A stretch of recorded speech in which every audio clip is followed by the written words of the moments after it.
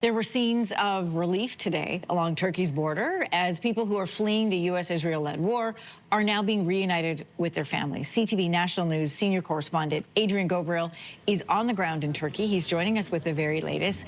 Adrian, on this 10th day of fighting, there's got to be both relief for people who are fleeing and their families who are waiting where you are at the border. Describe for us what you've witnessed so far.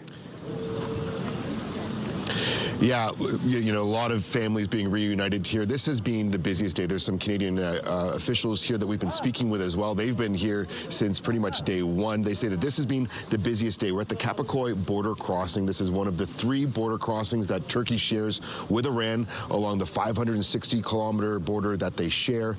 And today we've seen hundreds of people pouring over this border. This is also a historic border, Anne-Marie.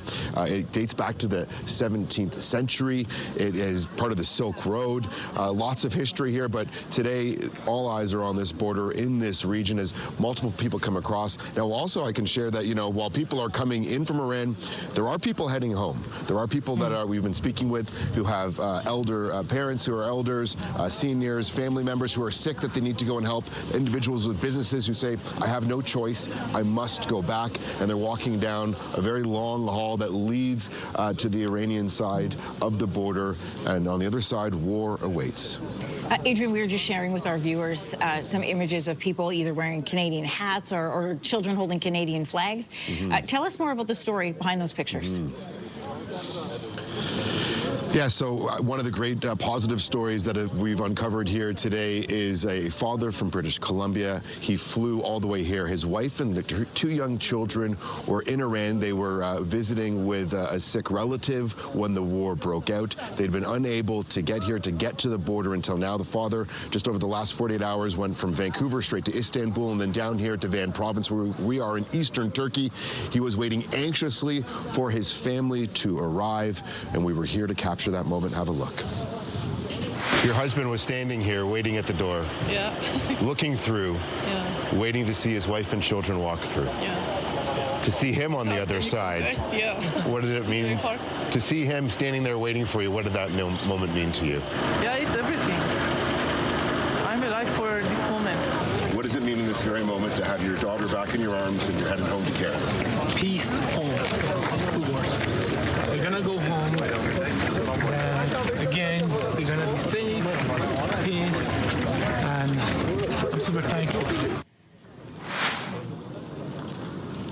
Adrian, remarkable hearing him use that word. Just pure what joy it feels shared. Like to be safe. Yeah, go ahead. Finish what you're going to say. Yeah, just pure joy from that family as they're headed straight back home, making their way towards Istanbul and then home to Vancouver.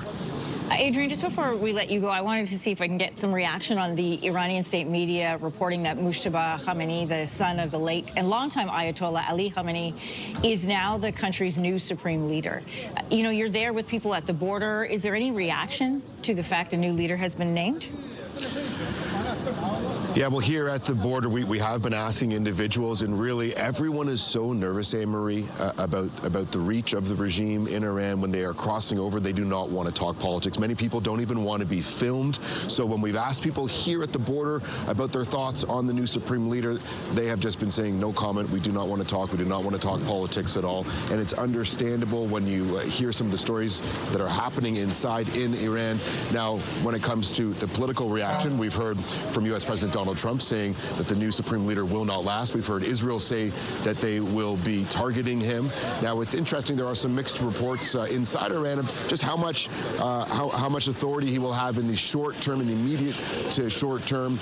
Really, the country right now is being run by a very small contingent of military officials and leaders. So it'll be interesting to see what kind of hand and what kind of role he plays in the coming days. Yeah, the relief that you were sharing with us of people being able to get out safely, you know, ties so closely into the story of the turmoil that's happening in Iran right now. Adrian Ghobrial, CTV News national senior correspondent, on the ground for us in Turkey.